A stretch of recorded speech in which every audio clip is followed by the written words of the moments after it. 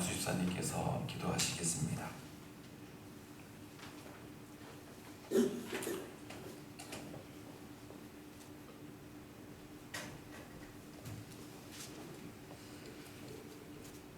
하나님, 주많은 저희들을 불러주시고 구원해 주심을 감사드립니다. 하나님 보시기에 너무 연약한 저희들의 마음을 긍휼히 여겨 주시옵소서. 세상에서 살 때 하나님의 말씀을 기억하게 해 주시옵소서. 아멘. 하나님 말씀대로 살지 못한 것 또한 용서해 주시옵소서. 하나님, 저희들의 마음을 지킬 수 있게 해 주시옵소서. 교만하여 넘어져도 바로바로 제자리로 돌아올 수 있게 해 주시옵소서. 이 시간에 이 자리에 앉게 해 주신 은혜에 감사하게 해 주시고 저희들의 가정을 하나님의 은혜로 가득 채우게 해 주시옵소서. 하나님의 말씀으로 은혜 받게 해 주시옵소서. 모든 것이 하나님의 은혜임을 고백하게 해 주시옵소서. 감사드리오며 예수님의 이름으로 기도드립니다. 아멘.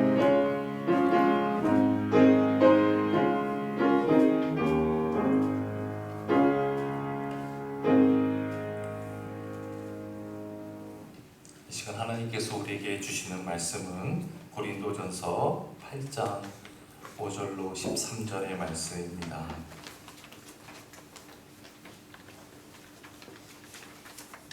한 목소리로 받들어 봉독하십시다. 시작. 비록 하늘에나 땅에나 신이라 불리는 자가 있어 많은 신과 많은 주가 있으나 그러나 우리에게는 한 하나님 곧 아버지가 계시니 만물이 그에게서 났고 우리도 그를 위하여 있고 또한 한 주 예수 그리스도께서 계시니 만물이 그로 말미암고 우리도 그로 말미암았느니라. 그러나 이 지식은 모든 사람에게 있는 것으로 아니므로 어떤 이들은 지금까지 우상에 대한 습관이 있어 우상의 제물로 알고 먹는 거로 그들의 양심이 약하여지고 더러워지느니라.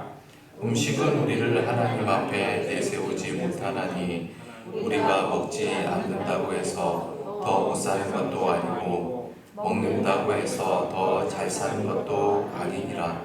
그런즉 너희의 자유가 믿음이 약한 자들에게 걸려 넘어지게 하는 것이 되지 않도록 조심하라.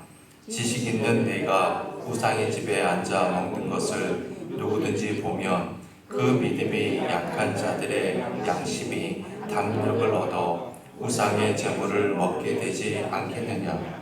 그러면 내 지식으로 그 믿음이 약한 자가 멸망하나니 그는 그리스도께서 위하여 죽으신 형제라. 이같이 너희가 형제에게 죄를 지어 그 약한 양심을 상하게 하는 것이 곧 그리스도에게 죄를 짓는 것이니라. 그러므로 만일 음식이 내 형제를 실족하게 한다면 나는 영원히 고기를 먹지 아니하여 내 형제를 실족하지 않게 하리라. 아멘. 고린도전서 8장부터 10장까지는 우상에게 맞춰진 제물에 관한 이야기라고 했습니다.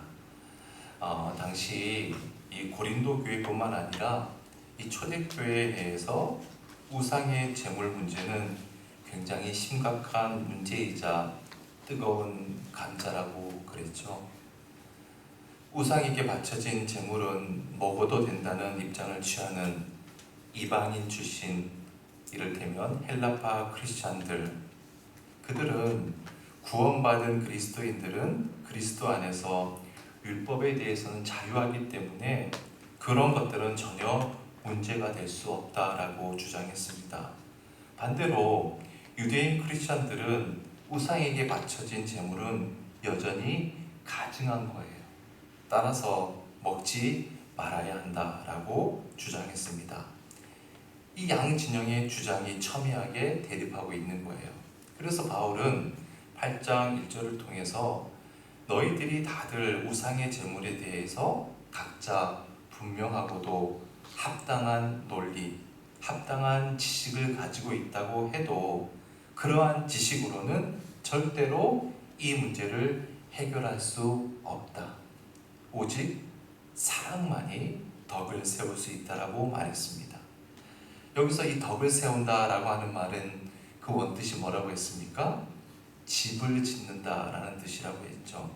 사랑만이 집을 짓는다. 즉 사랑을 통해서만 교회라는 공동체를 바르게 세울 수 있다라는 의미라고 했습니다. 그리고 4절을 통해서 이렇게 말했죠. 8장 4절 말씀 함께 읽어볼까요? 8장 4절입니다. 시작. 그러므로 우상의 제물을 먹는 일에 대하여는 우리가 우상은 세상에 아무것도 아니며 또한 하나님은 한 분밖에 없는 줄 아노라. 우상의 제물을 먹을 것인가 안 먹을 것인가를 따지기 전에 우상은 세상에 뭐라고요? 아무것도 아니다. 우상은 한마디로 존재하지 않는 것이다. nothing이라는 겁니다. 따라서 우리가 이 세상에서 신으로 경배할 수 있는 분은 하나님 한 분밖에 없다라는 것을 바울은 분명히 했던 것이죠. 자, 오늘 본문 봅시다. 5절입니다. 비록 하늘에나 땅에나 신이라 불리는 자가 있어 많은 신과 많은 주가 있으나. 당신은 이 로마 제국시대 아닙니까? 그런데 로마 제국시대라고 해도 여전히 당신은 거대한 헬라 문화권에 속해 있었습니다. 헬라 문화의 영향을 받고 있었던 것이죠. 여러분, 이 헬라 문화라는 것이 뭡니까? 모두 신들의 문화잖아요. 헬라 신화, 그리스 신화 하면 모두 신들의 이야기잖아요. 태양의 신, 달의 신, 술의 신, 하늘의 신, 땅의 신, 눈에 보이는 것은 다 신인 거예요. 신의 영역 안에 있는 거예요. 따라서 수많은 신들이 있지만 6절 말씀이에요. 그러나 우리에게는 한 하나님 곧 아버지가 계시니 만물이 그에게서 났고 우리도 그를 위하여 있고 또한 한 주 예수 그리스도께서 계시니 만물이 그로 말미암고 우리도 그로 말미암아 있느니라. 자, 5절에서 언급한 신이라고 불리는 것들은 사실은 다 있는 거예요, 없는 거예요? 없는 거예요. nothing이에요. 따라서 오직 신은, 참된 신은 천지를 창조하시고 우리에게 구원을 주신 분, 오직 하나님 한 분뿐이라는 겁니다. 근데 여기서 바울이 그러나 우리에게는 한 하나님, 이 한 하나님을 이야기하면서 곧 아버지가 계시니, 이 말은 5절에서 말한 신, 즉 우상과는 대비되는 그런 말이죠. 여러분, 우상이라고 하는 것은 인격도 없는 단순한 물체에 지나지 않는 거 아닙니까? 하지만 우리 하나님은 아버지시라는 겁니다. 아버지시니까 어떤 분이에요? 나와 사랑을 나누시고 나와 대화도 나누시는 살아계신 인격적인 존재라는 거예요. 그러니까 한쪽은 인격도 없는 단순한 물체고 한쪽은 살아계신 하나님이시다. 따라서 단순한 물체에 지나지 않은 것에 받쳐진 그 음식을 먹는 게 무슨 죄가 되겠느냐? 못 먹을 이유가 없다는 것이죠. 먹어도 된다는 겁니다. 왜요? 정말 참된 신은 하나님 한 분밖에 안 계시니까. 그런데 여러분, 만약 지금 바울이 이 주장을 하면서 여기에서 이 6절에서 그냥 끝내버렸다면, 자신의 편지를 이 6절로 마감해버렸다면 바울 역시 우상 제물을 먹는 것에 대한 문제 해결의 출발점을 지식으로 삼는 자와 똑같은 거 아니겠어요? 그래서 바울의 말은 여기서 끝나지 않는 겁니다. 7절 말씀 봅시다. 그러나 이 지식은 모든 사람에게 있는 것은 아니므로, 여기서 이 지식이라는 것은 믿음을 이야기합니다. 그러니까 모든 사람이 나와 같은 이 믿음을 지닌 것은 아니라는 의미죠. 나와 같이 이 정도의 믿음을 지닌 사람들은 모두가 아니라는 겁니다. 저기 우상이 나무 조각에 지나지 않는다는 것, 저 우상이 쇠붙이에 지나지 않는다는 것, 저 우상은 아무것도 아니라는 것, nothing이라는 것을 아직도 모르는 사람들이 있다라는 거예요. 아직도 그 우상이 신적인 존재인 것처럼 생각하는 우리 주변의 성도들, 크리스찬들이 여전히 있다라는 것이죠. 계속해서 7절 하반절을 봅시다. 어떤 이들은 지금까지 우상에 대한 습관이 있어 우상의 제물로 알고 먹는 거로 그들의 양심이 약하여지고 더러워지느니라. 여러분 생각해 보세요. 모두가 다 우리 크리스찬들, 우리 교회 안에 있는 모든 성도들이 다 우상은 아무것도 아니다 라는 그것을 알고 우상에게 바쳐진 제물을 다 먹는다고 한다면 문제될 게 뭐가 있겠어요? 모두가 다 자유한 양심을 가지고 있는데 무슨 문제가 있겠습니까? 하지만 아직도 교회 안에 어떤 사람들은 우상은 신적 존재이고 내가 먹는 이 고기는 저 우상이 나에게 내려준 마치 신이 주신 선물, 은사품이라고 생각하면서 먹는 그리스도인들이 여전히 있다라는 거예요. 그래서 그 사람들은 그 음식을 먹을 때마다 한편으로는 하나님께 죄를 범하는 것 같은 거리낌, 신앙적인 양심 때문에 괴로운 거예요. 또 한편으로는 안 먹자니 저 우상에게 혹여라도 저주를 받을까 두려운 것이죠. 여러분 가령 예를 들어봅시다. 요즘도 회사에서 회식 자리가 있으면 의뢰의 술 한 잔씩 다 하잖아요. 술 먹는 분위기 아닙니까? 그런데 나는 교회 다니기 때문에 예수 믿기 때문에 술 전혀 못합니다. 술 못 마십니다. 이 소리를 못해서 술 마시는 분들 솔직히 있잖아요. 그래서 그것 때문에 괴로워해요. 죄책감에 빠지기도 합니다. 그러니까 먹으면서도 술맛이 안 나는 거죠. 그리고 아침에 일어나면 하나님께 미안해 하는 거예요. 여러분 우리 주위에 그런 분들 많죠. 그런데요, 그런 분들은 어느 정도 괜찮아요. 왜냐하면 나는 술 안 먹습니다, 술 못 먹습니다 라고 말을 못하는 것은 의지가 약할 뿐이지 그 술 자체가 우상이 준 재물이다, 우상이 나에게 준 은사품이다, 선물이다 라는 생각으로 술을 마시는 분들은 없잖아요. 하지만 우상에게 깊이 몰입되었던 사람은요, 그 우상을 떠난 뒤에도 그의 생각과 사고가 자유할 때까지는요 상당한 시간이 걸립니다. 한 4년 5년 전인가요?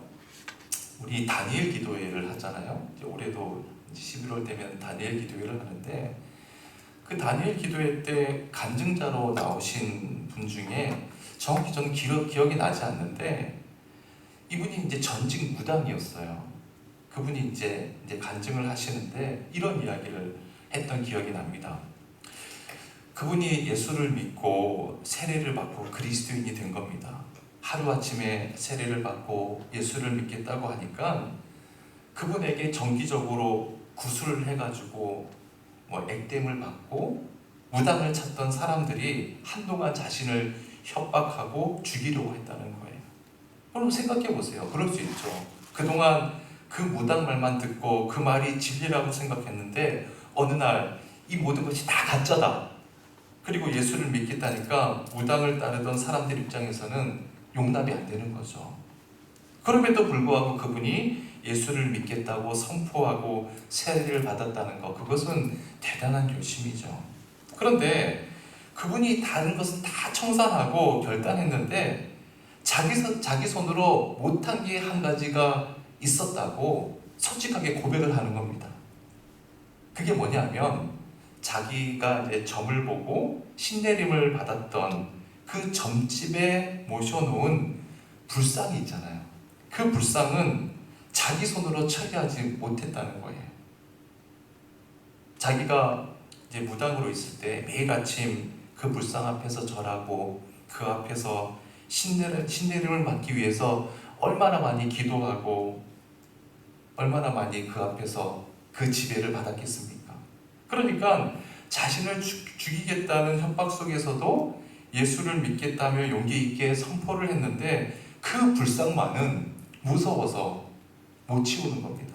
그래서 그 무당을 전도한 성도님과 교회 목사님께서 그 불상을 다 부수고 치웠다는 거예요. 그런데 그 치우는 순간에 자기도 모르게 그 불상을 치우는 현장에서 자기 다리가 부들부들 사시나무 떨듯이 떨리더라는 거예요.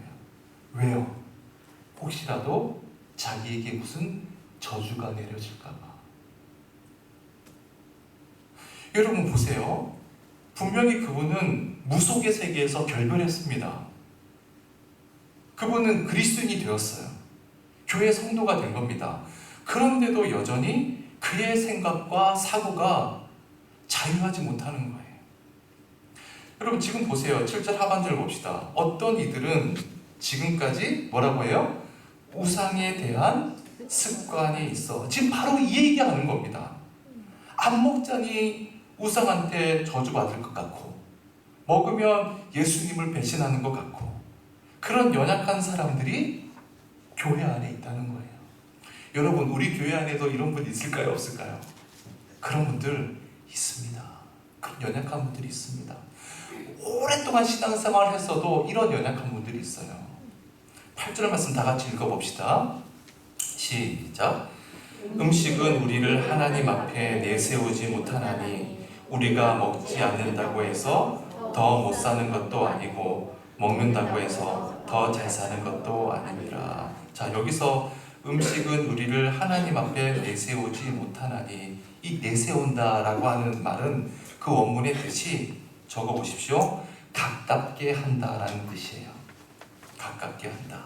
내세운다라는 뜻이 뭐라고요? 가깝게 한다. 그러니까 이게 어떤 의미냐면, 음식이라는 것은 우리를 하나님 앞에 가까이 가지 못하게 한다는 겁니다. 여러분, 세상에서는 여러분 어떻습니까? 내가 잘 먹으면 잘 사는 거예요. 매일매일 산의 진미를 먹는다고 생각해 보세요. 그럼 잘 사는 거 아닙니까? 반면 내가 하루 세끼 제대로 못 먹으면 나는 못 사는 사람이에요. 세상에서는 잘 먹느냐 못 먹느냐로 잘 사느냐 못 사느냐가 결정이 됩니다. 하지만 내가 세상 음식을 잘 먹는다고 하나님과 더 가까워지는 것 절대 아니라는 거예요. 또한 내가 음식을 잘 먹는다고 하나님 앞에서 바른 그리스도인으로 잘 사는 것도 아니라는 겁니다. 반대로 내가 음식을 못 먹는다고 해서 하나님과 멀어지는 것 아니라는 거예요. 따라서 음식이라고 하는 것은 하나님 앞으로 가까이 나아가는데 아무런 요인이 되지 않는다. 정말 아주 통찰력 있는 해석이죠. 9절 말씀도 읽어봅시다. 시작. 그런즉 너희의 자유가 믿음이 약한 자들에게 걸려 넘어지게 하는 것이 되지 않도록 조심하라. 너는 너의 믿음의 자유로 우상 제물을 얼마든지 먹을 수 있다 라고 생각하지만, 그것을 너희가 먹지 않는다고 해서 하나님과 멀어지는 것 절대 아니다. 오히려 너희가 그것을 먹음으로 인해서 믿음이 약한 자들이 실족당하게 되고 혹여라도 올무에 빠지게 되지 않을까, 너희는 항상 조심해야 한다. 여러분, 여러분의 성경책을 보시면 9절 여기에 자유라고 하는 말에 숫자가 쓰여져 있죠? 아마도 숫자 3이 쓰여져 있을 겁니다. 그리고 그 밑에 주란을 보면 뭐라고 되어 있죠? 헬 권리라고 되어 있죠. 그쵸? 헬 권리. 그러니까 헬라 말로는 뭐란 얘기예요? 권리라는 말이에요. 그러니까 이 자유의 원래 뜻은 뭐예요? 권리라는 뜻입니다. 권리. 그러니까 9절 말씀은 이런 의미가 돼요. 너가 당연히 할 수 있는 너의 권리라고 생각하는 것을 너가 행사했을 때 믿음이 연약한 자가 그것으로 인해서 실족당하게 된다면 너는 그 권리를 쓰면 안 된다. 쓰지 말아야 한다. 바울은 지금 이 말을 하고 있는 겁니다. 자, 10절 말씀 함께 읽습니다. 시작. 지식 있는 내가 우상의 집에 앉아 먹는 것을 누구든지 보면 그 믿음이 약한 자들의 양심이 담력을 얻어 우상의 재물을 먹게 되지 않겠느냐. 여러분, 여기서 담력을 얻는다, 이것은요 부정적인 의미에서의 담력입니다. 부정적인 의미. 가령 저를 보세요. 내가 내 친구 자식의 결혼식이 있어서 저기 신전에서 하는 결혼식에 초대를 받아 갔습니다. 신전에 제가 앉아 있는 거예요. 이제 결혼식 다 보고 나면 뭐가 있어요? 피로연이 열 거 아닙니까? 내가 앉아 있는 그 식탁에 우상에게 바쳐진 제물, 그 고기가 식탁에 나왔습니다. 자, 음식이 나오자마자 나는 지식적으로 다 아는 거예요. 저 우상은 쇠붙이야. 저 우상은 나무야. 저것은 아무것도 아니야. 저것은 절대로 신이 될 수 없어. 따라서 나는 이 음식을 얼마든지 먹을 수 있어. 나는 자유한 그리스도인이야. 그러면서 그 피로연 음식을 맛있게 먹는 겁니다. 그런데 저기 저쪽 편에 그 결혼식에 참석한 나와 같은 교회에 다니는 사람이 있는 거예요. 그분은 저처럼 그 지식과 그 믿음이 저와 같은 수준에 이르지 못한 연약한 사람인 겁니다. 그 믿음이 연약한 사람, 그 사람이 볼 때 내가 고기 먹는 모습을 보고 어떤 생각을 하겠어요? 저렇게 믿음 좋은 사람도 우상의 실체를 인정하는 거 아니야? 저 사람도 우상의 음식을 먹고 우상한테 영향을 받네? 그래서 그 양심이 부정적으로 담대해져서 오히려 우상을 인정하는 쪽으로 생각하면서 그 음식을 먹게 되지 않겠느냐. 한마디로 명분이 생기지 않겠느냐 라고 바울이 말하고 있는 것이죠. 11절입니다. 시작. 그러면 내 지식으로 그 믿음이 약한 자가 멸망하나니 그는 그리스도께서 위하여 죽으신 형제라. 만약 그런 일이 일어난다면 너의 믿음의 형제를 어떻게 한다? 멸망시키는 것이다. 그의 믿음을 허물어뜨리는 것이다. 여러분, 이게 정말 끔찍한 말 아닙니까? 여러분, 우리는 여기서 이런 질문을 제기할 수 있죠. 바울이 그 우상 제물 하나 먹는 것 가지고 믿음이 무너진다, 멸망당한다, 이렇게 확대 해석하고 과장되어 표현하는 것, 이거 너무 큰 비약이 아니냐, 우리가 이렇게 질문할 수 있습니다. 그런데 여러분, 우리가 정말 심각하게 믿음의 관점에서 보면 이건 절대로 과장이나 확대 해석이 아닙니다. 여러분, 우리가 한번 생각 한번 해봅시다. 다윗이 남의 아내를 데려다가 통간을 하고 간음하고 그 남편을 전쟁터에 보내면서 살인교사, 죽이기까지 하지 않았습니까? 다윗은 순식간에 간음과 살인죄를 저지른 거예요. 그런데 여러분 생각해 보세요. 간음하고 살인하는 두 죄만 지었습니까? 우리가 아닌 거 다 알고 계시죠? 다윗은 이미 남의 아내를 불러다가 자기 방에 데리고 통간할 때 그때부터 그는 이미 하나님 자체를 부정한 겁니다. 하나님은 안중에도 없었던 거예요. 여러분, 만약 누군가가 고기를 먹는 것을 보고 실제로 우상이 있어서 우상의 재물을 먹고 우상으로부터 복을 받아야 되겠구나 라고 생각하고 누군가 고기를 먹는다면 그 사람은 고기만 먹는 것이 아니라 삶의 모든 부분이 뭐의 지배를 받는 거예요? 우상의 지배를 받는 거예요. 따라서 너 한 사람 때문에 누군가가 그렇게 실족한다면 그것은 한 계명만 범하게 되는 것이 아니라 그의 믿음 자체를 송두리째 무너뜨리는 것이다. 바울은 지금 그 이야기를 하는 거예요. 여러분, 우리가 아주 이 사소한 문제라 할지라도 형제의 믿음을 손상시켜서는 안 되는 것, 실족시켜서는 안 되는 이유가 바로 여기에 있는 겁니다. 12절 말씀 다 같이 시작. 이같이 너희가 형제에게 죄를 지어 그 약한 양심을 상하게 하는 것이 곧 그리스도에게 죄를 짓는 것이니라. 이처럼 너의 자유와 너의 권리만을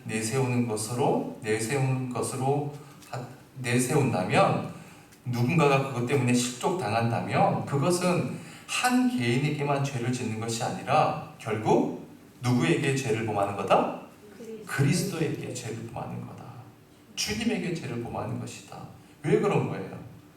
바로 그 형제를 살리기 위해서 돌아가신 그리스도의 뜻에 반하는 행위이기 때문이라는 거예요. 자, 마지막 13절입니다. 시작. 그러므로 만일 음식이 내 형제를 실족하게 한다면 내 형제를 실족하지 않게 하리라. 여러분, 이 구절은요, 바울의 정말 위대한 다짐이자 결단이자 선포이죠. 만약 내가 우상의 제물을 먹음으로 인해서 누군가가 나의 그 행위 때문에 실족한다면 나는 영원히 내가 살아있는 한 절대로 고기는 입에 대지도 않겠다. 이것이 바울의 결론입니다. 여러분, 종종 채식주의자들이요, 이 구절을 인용합니다. 문제는요, 채식주의자들이 고린도전서 8장 전후 문맥은 딱 빼고요, 8장 13절 이 한 구절만 인용한다는 사실이죠. 하지만 우리가 오늘 본문 전체의 뜻을 알고 나면 그것은 잘못된 인용이라는 것을 알 수가 있습니다. 바울은요, 절대로 채식주의자이어서 이런 말을 한 게 아닙니다. 여러분, 유대인들은 원래 다 유목민들이었잖아요. 유목민족이에요. 고기는요, 그들에게 있어서 주식입니다. 뭐 양고기, 염소고기, 소고기, 율법에서 정한 돼지고기 같은 부정한 음식, 부정한 고기 빼고는요, 다 먹을 수 있어요. 문제 없어요. 뿐만 아니라 고린도와 같은 유럽 사람들도 다 유목민족의 후예들이잖아요. 그들에게 있어서도 고기는 주식인 겁니다. 유대인이었던 바울도 고기를 주식으로 먹던 사람이에요.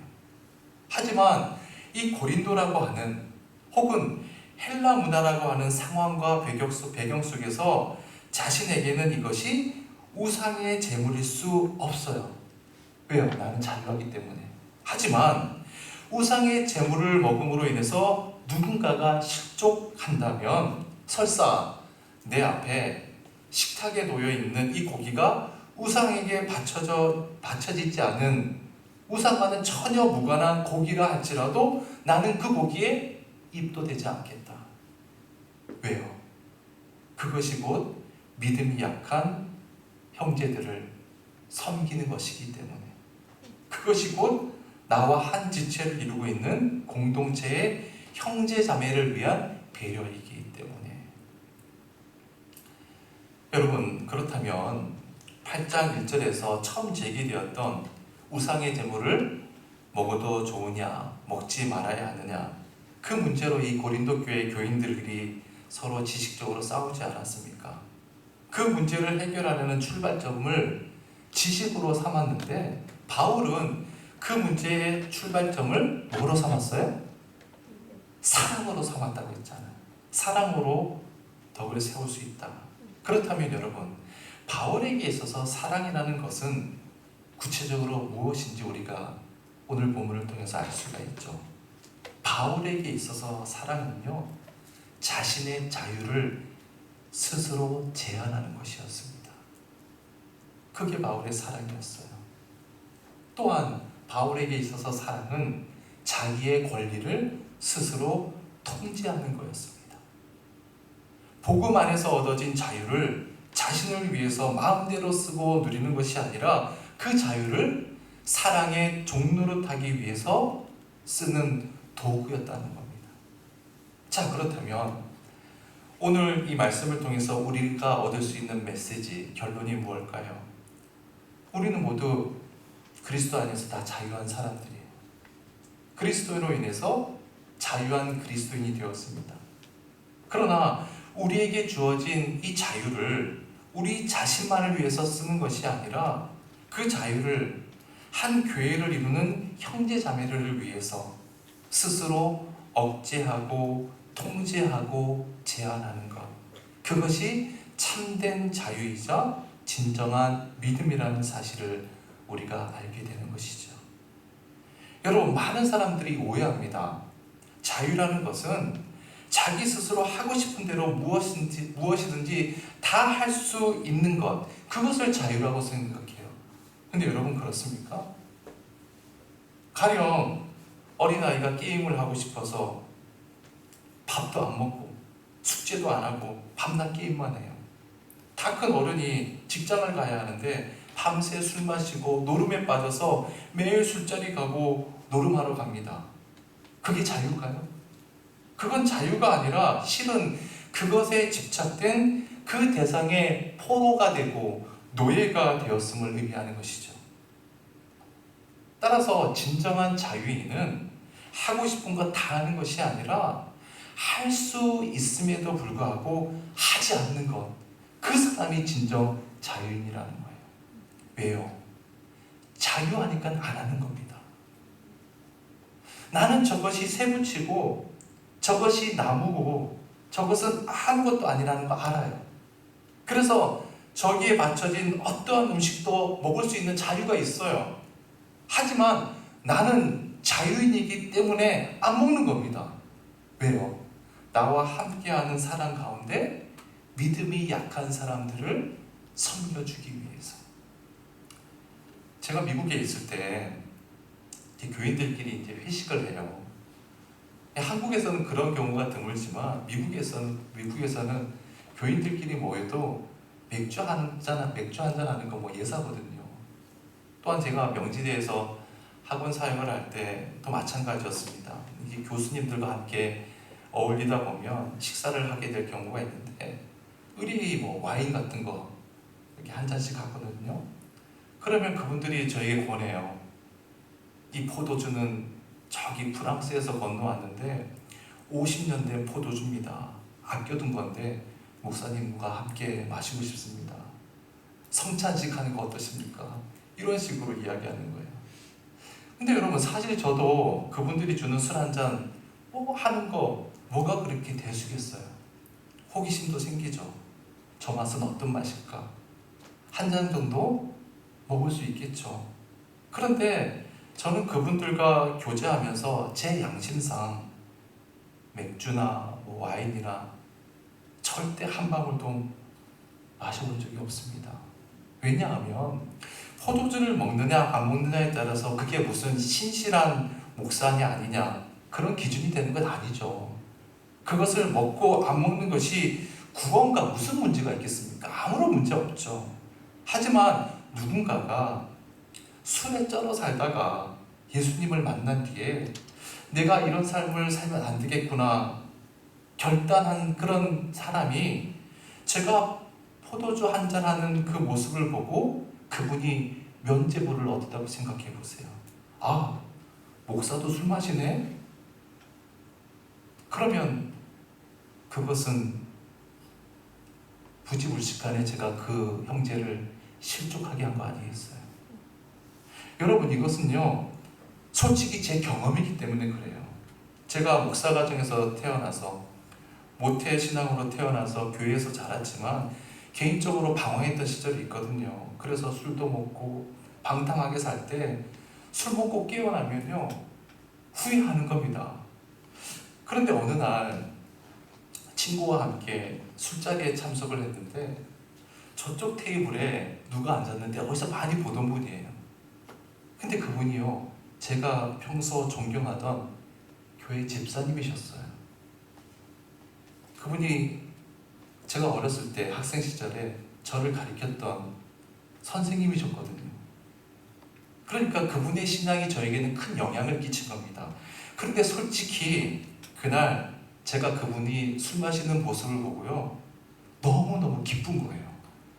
솔직히 좋은 겁니다. 그러면서 이런 생각을 한 거예요. 아, 저런 분도 뭐 술 마시는데 뭐 나도 뭐 술 마실 수 있지. 자기 합리화를 했던 거예요. 이후로 제가 성령님의 은혜로 술을 끊을 때까지 그분이 저한테 면죄부를 준 겁니다. 자, 그러면 지난주에 우리가 말씀을 시작하면서 제기되었던 이 아디아포라의 문제를 우리가 어떻게 대응해야 하는가 해답을 얻을 수 있죠. 예를 들어서 지난주 처음에 우리가 함께 나누었던 문제, 담배를 필 수 있는가 없는가, 그것은 죄의 차원의 문제가 아니라는 것 우리 다 알 수 있죠. 여러분, 어느 가정이나 어느 집안이라도 가풍이라는 게 있지 않습니까? 그 집안에 가풍이라는 게 있어요. 어느 집은 아버지 앞에서 두 다리 뻗고 편하게 이야기해도 아무런 문제가 안 됩니다. 그런데 어떤 집안은 너무 엄격해요. 그래서 아버지 앞에서 이야기할 때는 무릎 꿇고 이야기하는 그런 가정도 있습니다. 그러면 이 집은 맞고 저 집은 틀린 집인가요? 그렇지 않죠. 이 집은 이 집대로, 저 집은 저 집대로 그 집안의 가풍은 소중한 거예요. 마찬가지입니다. 우리 한국 교회는 지난주에도 말씀드린 것처럼 교풍, 교회 풍습이 있습니다. 한국 교회만의 교풍이 있어요. 한국 교회만의 교풍은 뭐예요? 담배를 피지 않는 거예요. 실제로 제 경험상 담배를 피우면서 신앙생활 했을 때와 피지 않으면서 신앙생활을 할 때 훨씬 더 제 영이 맑아졌습니다. 여러분 생각해 보세요. 당연하지 않겠습니까? 굴뚝 연기를 막 뿜고 다니면서 어떻게 영이 맑아지겠어요? 따라서 담배를 피는 것이 건강에 좋으냐 안 좋으냐, 이것이 신앙에 유익하냐 아니냐를 떠나서 내가 그리스도인으로서, 집사로서, 장로로서, 목사로서, 자식을 키우는 아버지로서 내가 담배 피는 하나 때문에 교인을 실족시킬 수도 있고 내 자식을 실족케 할 수 있다라는 거예요. 따라서 그것으로 인해서 누군가, 우리 가족 중에도 그렇고 우리 친구 중, 우리 이웃 중에 누군가가 교회로 오는, 주님 앞에 나오는 그 구원의 길을 막는다면 결과적으로 내가 담배 하나 핀 것 때문에 하나님께 죄 짓는 것이 아니고 뭐겠습니까? 우리가 진지하게 고민하고 성찰해 봐야겠죠. 또 예를 들어서 난 그리스도 안에서 자유해요. 그래서 주일날 교회에 올 때 반바지 추리닝 차림으로 올 수도 있어요. 슬리퍼를 신고 올 수도 있습니다. 하지만 나 때문에 혹여라도 누군가가 실족할 수 있기 때문에 나는 평생 주일날 예배 드릴 때 정장 차림으로 교회에 오겠다 라고 다짐을 했다고 칩시다. 예전에 제가 예배에 대해서 여러분에게 설명을 드릴 때 예배라고 하는 것은 한자잖아요. 예배라는 게 뭡니까? 예절 예자에 절할 배자잖아요. 인간이 하나님께 드릴 수 있는 최상의 예의가 예배라는 거예요. 그렇다면 나는 그리스도 안에서 자유를 얻었어요. 자유해요. 어떤 옷을 입어도 되고 어떻게 신발을 맨발로도 올 수 있어요. 하지만 주일날 내가 기도 순서를 맡았을 때 혹여라도 단 위에 올라오는데 아무 옷이나 입고 올라갔을 때 실족하는 사람들이 있을까봐 나는 주일날 기도할 때 반드시 정장하고 올라간다 라고 결단할 수 있는 것이죠. 나는 자유하기 때문에 무엇이든지 먹을 수 있어요. 무엇이든지 마실 수 있어요. 그러나 나 때문에 실족하는 사람이 있을까봐 나는 그것을 가린다. 나는 자유하기 때문에 내가 화날 때 화낼 수도 있고 내 감정을 언제든지 자연스럽게 표출할 수 있지만 혹여라도 나 때문에 누군가 실족할 수 있기 때문에 내 감정을 절제하며 살겠다. 여러분, 이것은요 절대로 사람에게 매여서 살라는 그런 말이 절대로 아닙니다. 사람을 섬기는 종의 자세로 살겠다라고 하는 자기 결단인 것이죠. 여러분 생각해 보십시오. 우리가 새강릉 교회라는 이름으로 모여서 예배도 드리고 예배 드릴 때마다 은혜를 경험하고 오늘처럼 수요 성경 공부 시간을 통해서 좀 더 깊은 성경 지식을 터득하는 것으로만 끝난다면 그것이 과연 교회로서 무슨 의미가 있겠습니까? 왜 우리가 새강림 교회라는 이름으로 모이고 이곳에 자리 잡았겠어요? 그리스도의 구원의 복음을 전하고 이 혼탁하고 혼란스러운 시대 속에서 빛과 소금의 역할을 감당하기 위해서 우리 교회가 존재하는 것 아니겠습니까? 그렇다면 우리 각자가 본이 되어야 하는 것이죠. 나는 하나님 앞에서 자유한 그리스도인이에요. 그래서 무엇이든지 할 수 있어요.